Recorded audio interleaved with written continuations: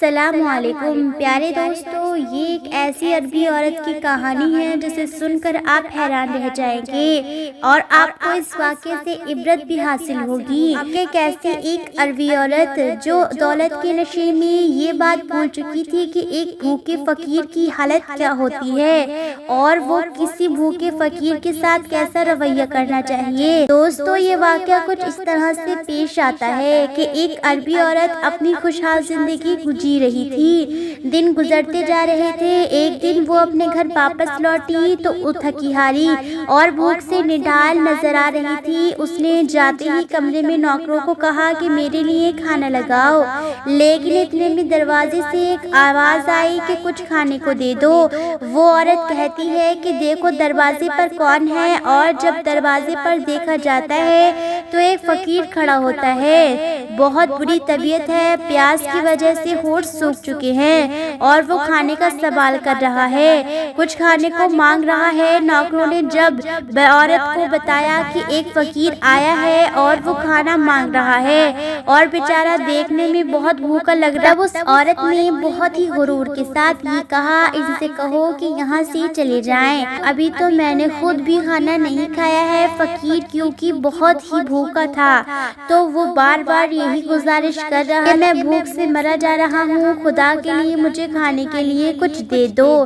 یہ سن کر عربی عورت کو غصہ آ گیا اور وہ اپنے فریج سے کھانا نکالتی ہے اور باہر جا کر دروازے پر اس کے سامنے کھانا پھینک دیتی ہے۔ وہ عورت کھانا اس انداز میں پھینکتی ہے نہ تو فقیر کے ہاتھ کچھ لگتا ہے اور وہ سارا کھانا زمین پر گر کر خراب ہو جاتا ہے۔ وہ عورت دروازے کو زور سے بند کرتی ہے اور واپس اپنے کمرے میں آ جاتی ہے۔ فقیر جو اپنے پیٹ کی آگ بجھانے کے لیے در در کی ٹھوکریں کھا رہا تھا، اور جب اس نے دیکھا کہ اس عورت نے کھانا اس طریقے سے زمین پر پھینک کر برباد کیا ہے تو اس نے آسمان کی طرف دیکھا اور اپنے من ہی من میں کچھ کہا اور وہاں سے چلا گیا۔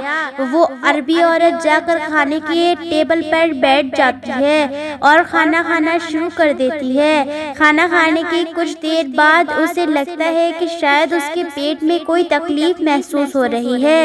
وہ دوا بھی لیتی ہے لیکن وہ درد آہستہ آہستہ بڑھنا شروع ہو جاتا ہے۔ وہ اپنا علاج بھی کرواتی ہے لیکن تکلیف ایسی تھی کہ رکنے کا نام نہیں لے رہی تھی، بس بڑھتی ہی جا رہی تھی۔ اور ساتھ میں ایک پریشانی یہ تھی کہ پیٹ کا جو سائز تھا وہ بھی بڑھتا چلا جا رہا تھا۔ اس بات کو لے کر وہ عورت بہت زیادہ پریشان ہوتی ہے۔ ایک تو وہ بہت ہی بڑی تکلیف میں اور دوسرا اس کے پیٹ میں بھی، اور اس کا پیٹ بھی بہت زیادہ بڑھتا چلا جا رہا تھا۔ آخر کچھ دنوں بعد وہ ایک ڈاکٹر کے پاس گئی اور ڈاکٹر نے اسے عربی عورت کا چیک اپ کرنا شروع کر دیا، اور جب ڈاکٹرز کو الٹرا ساؤنڈ میں کچھ نظر آیا تو وہ بہت زیادہ پریشان ہو گئے۔ چیک اپ کرنے کے بعد عربی عورت کو بتایا گیا کہ اس کے پیٹ میں ایک بہت بڑی رسولی ہے اور آپریشن کے ذریعے سے نکالا جا سکتا ہے۔ آخر فیصلہ کیا گیا کہ آپریشن کر دیا جائے۔ آپریشن کر کے پیٹ کی رسولی نکالی گئی تو سب لوگ یہ دیکھ کر بہت حیران ہوئے کہ یہ ایک بہت بڑے سائز کی رسولی ہے اور ممکن تھا کہ یہ 3 سے 4 دن میں اس عورت کی جان بھی جا سکتی تھی۔ سب لوگ حیران تھے کہ آخر اتنی جلدی رسولی کیسے بڑھ سکتی ہے، لیکن وہ عورت دل ہی دل میں سمجھ گئی اور اپنی اس غلطی کو یاد کرنے لگتی ہے کہ کچھ وقت پہلے اس کے دروازے پر ایک فقیر آیا تھا۔ اس فقیر نے کھانے کے لیے کہا تھا، لیکن اس عورت نے غرور میں آ کر اپنے فریج سے کھانا نکال کر اس فقیر کے سامنے اس طریقے سے پھینکا کہ نہ تو وہ کھانا فقیر کے کام رہا اور نہ ہی اس عورت کے، بلکہ دوستوں سارا کا سارا کھانا زمین پر گر کر برباد ہو گیا، اور اسی کھانے کی بے حرمتی کی وجہ سے اس کو یہ سزا ملی۔ اس لیے ہمیں اس بات سے سبق سیکھنا چاہیے کہ انسان کو بھی کبھی اس طرح زندنا نہیں کرنا چاہیے۔ دوستو، ایک طرف وہ عورت تھی اور دوسری طرف وہ عورتیں بھی ہوتی ہیں جو بے انتہا دولت رکھنے کے باوجود بھی گھمنڈ نہیں کرتی۔ ایک گاؤں میں ایک بہت ہی زیادہ نیک عورت رہا کرتی تھی۔ وہ بہت ہی زیادہ سکی تھی اور عبادت گزار تھی، اور وہ اتنی نیک دل اور اتنی مہمان نواز اور اس قدر غریبوں پر خرچ کرنے والی تھی کہ لوگ اسے حتیم تائی کی بیٹی کہتے تھے۔ وہ گاؤں کے سڑک کے قریب رہتی تھی، تو نہ کوئی بس اسٹاپ نہیں تھا ہوگا اور نہ ہی اسے گاؤں میں بس آتی تھی، لیکن لوگوں کے آنے جانے کی وجہ سے آہستہ آہستہ سڑک کے اوپر بس اسٹاپ بن گیا تھا۔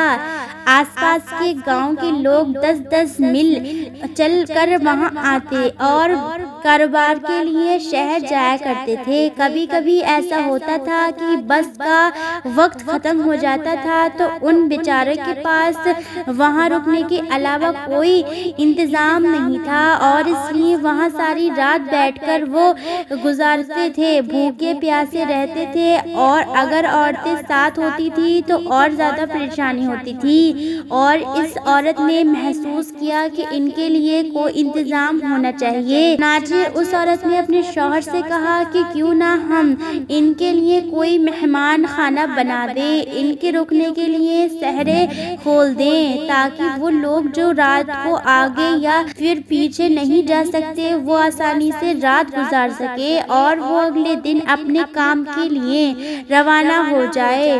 اس کے شوہر کو یہ بات بہت پسند آئی۔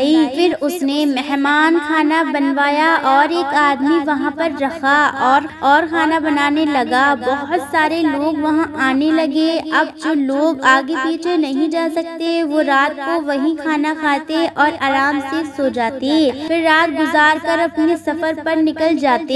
یہ سلسلہ بہت وقت تک چلتا رہا۔ چنانچہ کسی ظالم شخص نے اس عورت کے شوہر کو یہ مشورہ دیا کہ کیا آپ کی بیوی آپ کو کنگال بنا کر رکھ دے گی؟ روزانہ کتنا کھانا پکتا ہے، فالتو لوگ آ کر کھاتے ہیں، اور ایسی سخاوت کا کیا فائدہ؟ اور جب اس کے شوہر کو یہ مشورہ دیا تو شوہر کے دل میں یہ بات آ گئی کہ بھائی یہ تو سچ میں لوگوں نے تماشا بنا لیا ہے، روز آتے ہیں اور کھا کر چلے جاتے ہیں۔ چنانچہ اس نے ایک دن یہ فیصلہ کر لیا کہ مہمان خانے کو بند کیا جائے، اور مہمان خانہ بند کر دیا گیا۔ بیوی کو پتہ چلا تو وہ پریشان ہو کر کہنے لگی، جب پراوتی گھر نے ہمیں اتنی زمین دی تھی، ہمارے اپنے اناج سے روٹی بنتی ہے اور سارا سال مہمان نوازی کا ثواب ملتا ہے، اور اب یہ سب بھی ملنا ہو گیا ہے۔ لیکن جب شوہر نے کہہ دیا تو بیوی خاموش ہو گئی، اور ایک نیک عورت بات کرنے کے لیے موقع ڈھونڈتی ہے، لڑائی جھگڑا نہیں کرتی۔ چنانچہ وہ موقع کی تلاش میں رہی اور ایک دن شوہر سے کہنے لگی، آج میری طبیعت کچھ زیادہ ہی اداس ہے، میں گھر میں رہ کر تنگ آ گئی ہوں، کیوں نہ اپنی زمین پر گھومنے چلیں؟ شوہر نے کہا، بہت اچھا، اور بیوی کے ساتھ کھیتوں میں گھومنے چلا گیا۔ وہاں پر کنواں، باغ، فصلیں تھیں۔ تھوڑی دیر گھومتے رہے اور پھر کنویں کے کنارے بیٹھ گئے۔ بیوی کنویں کے اندر دیکھنا شروع کر دیا اور شوہر بھی ادھر ادھر پھرتا رہا، اور پھر کافی دیر کے بعد کہنے لگا کہ گھر چلے، دیر ہو رہی ہے۔ عورت کہنے لگی، بس چلتے ہیں، اور پھر اسے کنویں کے اندر اس نے دوبارہ جھانکا شروع کر دیا۔ کنویں میں دیکھتی رہی، آخرکار شوہر نے کہا، اللہ کی بندی کنویں میں کیا دیکھ رہی ہے؟ تو وہ کہنے لگی، میں دیکھ رہی ہوں کہ خالی ڈول پانی میں چل رہے ہیں اور بھر بھر کر واپس آ رہے ہیں، مگر کنویں کا پانی ویسے کا ویسے ہی رہا۔ تو شوہر کہنے لگا، اللہ کی بندی، اگر تو سارا دن اور ساری رات بیٹھے ہی رہے گی تو بھی یہ پانی ایسا ہی رہے گا، ڈول بھر کر آتے رہیں گے، جاتے رہیں گے، لیکن پانی